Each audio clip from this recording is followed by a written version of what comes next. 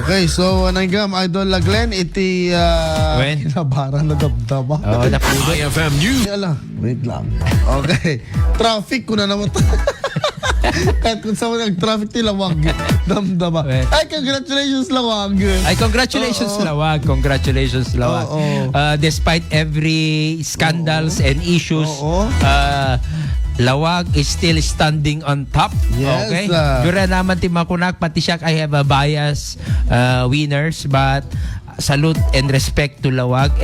Congratulations to Mayor Alcid, to Majang, amin nga digiti choreographers na, and to all the dancers and the propsmen and those who prepared Lawag. Ang galing ninyo. Ayan, hindi ko maawatan, no? Apay nga English mo na Idol Glenn. Han sa tingamin First time ko nga Idol Glenn. tingamin issue na dito kati andaba ng bashment ken. Actually sa mga topic ko pero Ito na naman ton, mga idol. Ito na mga alas topic ko pero let's go with the bigger situation. Yes, Middle East. Baka kidi ko agbalik nga issue na yun. Kung na nakard Idol Glenn. Iran versus US. UAE versus US. Tapos Ilocos Norte gubat. At naman yun ang ibaga gubate. Dito Ilocos Norte. Yes, cultural ko na ito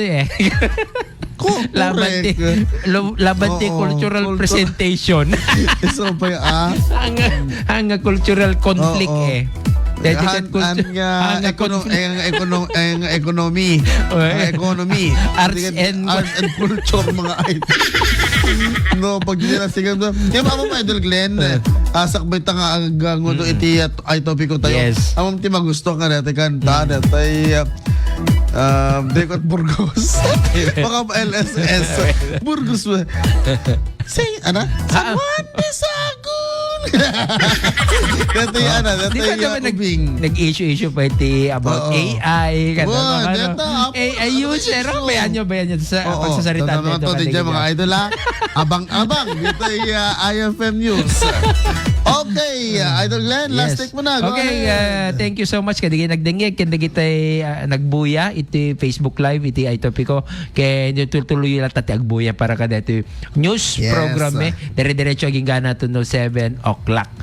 Okay, so para no bigat man yan, siyak ni Idol Glenn Batuyong. Bye-bye. Alright, and maraming salamat Idol Glenn Batuyong iti panangkad kadom din mo to ibiyang.